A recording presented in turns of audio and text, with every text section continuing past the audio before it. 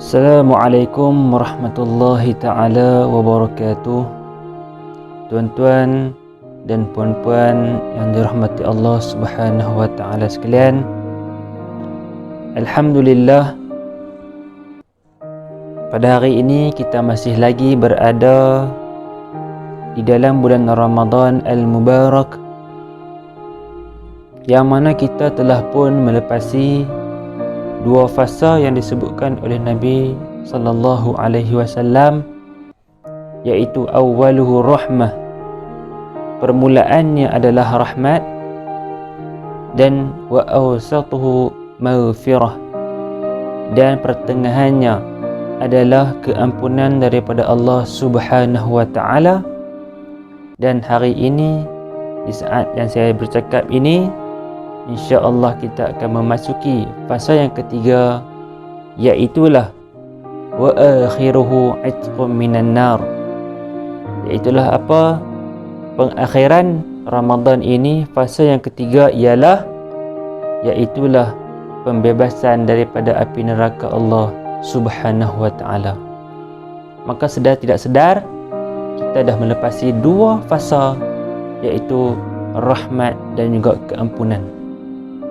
Tuan-tuan, dan hari ini, saat saya bercakap ini, malam ini, kita akan memasuki iaitu 20 Ramadan, 10 yang terakhir di dalam bulan Ramadan, yang disebutkan sebagai wa akhiruhu itqum minan nar, iaitulah pengakhirannya untuk kita apa?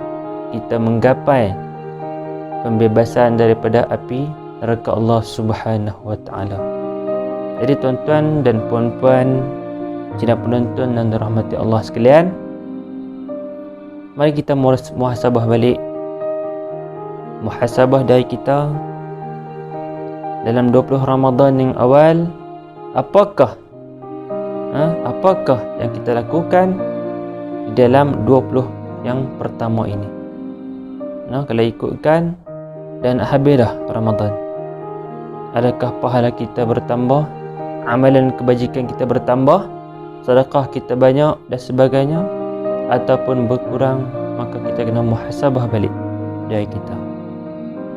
Di samping itu tuan-tuan, saya juga ingin membawakan satu prinsip Nabi Muhammad sallallahu alaihi wasallam, yang mana Nabi, walaupun beliau adalah seorang Nabi, Rasul, dan dijanjikan oleh Allah Subhanahu wa taala syurga, akan tetapi Nabi tetap menjalankan kewajipan, tetap memberikan khidmat, tanggungjawab kepada umat. Sebab apa? Sebab untuk melaksanakan al-amru bil ma'ruf wan nahyu 'anil munkar, iaitulah kita menyeru kepada kebaikan dan menghalang kepada kemungkaran. Maka tuan-tuan, apa yang saya nak bawakan di sini ialah Nabi Muhammad sallallahu alaihi wasallam.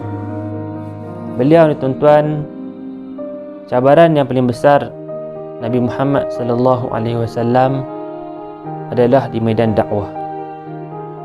Maksudnya apa tuan-tuan? Iaitulah Nabi ini terlibat dalam peperangan dan juga dalam kancah-kancah untuk menaikkan syiar Islam. Maksudnya apa tuan-tuan? Bila mana Nabi berperang, Nabi menang, maka cabaran itu sangat-sangat banyak tuan-tuan. Nabi, ketika mana Nabi menang, Nabi nak berdakwah. Pada satu ketika tuan-tuan, Nabi didatangi oleh Uqbah bin Rabi'ah. Dia ni tuan-tuan, dia menawarkan harta benda, kekayaan, pangkat dan jawatan kepada Nabi Muhammad sallallahu alaihi wasallam. Untuk apa tuan-tuan? Untuk Nabi ni melupakan hasrat dakwah dia. Tak maulah bagi berdakwah, jangan berdakwah kepada orang lain. Maka dia ni tawarkan harta benda, pangkat dan sebagainya untuk Nabi ni tak menjalankan kerja dakwah. Akan tetapi Nabi Muhammad sallallahu alaihi wasallam menolak sekeras-kerasnya. Kerana apa? Nabi sebut kepada dia, dia kata, aku datang ini untuk berdakwah. Aku datang ini untuk berdakwah, untuk menaikkan agama Islam, dan aku ini tidak memerlukan satu sen pun duit daripada hang untuk aku ni ambil kekayaan dunia. Aku tak mau jawatan yang hang bagi tu, aku tak mau harta benda yang hang bagi tu, akan tetapi aku nak apa dia, ialah dakwah aku ni sampai kepada semua orang. Maka tuan-tuan, sedangkan Nabi pun diuji, maka kita lagilah kita hari ni lagilah diuji. Harta benda kita, orang tawak sikit, kita dah terganggu gugat. Orang bagikan kita pangkat, jawatan dan sebagainya, kita dah lari daripada Islam. Maka tuan-tuan beringat, dalam bulan Ramadan ini juga kita kena mempersiapkan diri kita untuk menghadapi cabaran dan dugaan dalam untuk kita menjalankan kerja dakwah ni. Sebab apa tuan-tuan, musuh dalam Islam amat banyak. Ramadan betul kita nak carikan pahala, jadi dakwah juga merupakan pahala untuk kita tuan-tuan. Di samping kita mengejar 10 malam terakhir Lailatul Qadar, maka jangan lupa bahawa kita kena menggerakkan dakwah kita ke medan-medan untuk apa?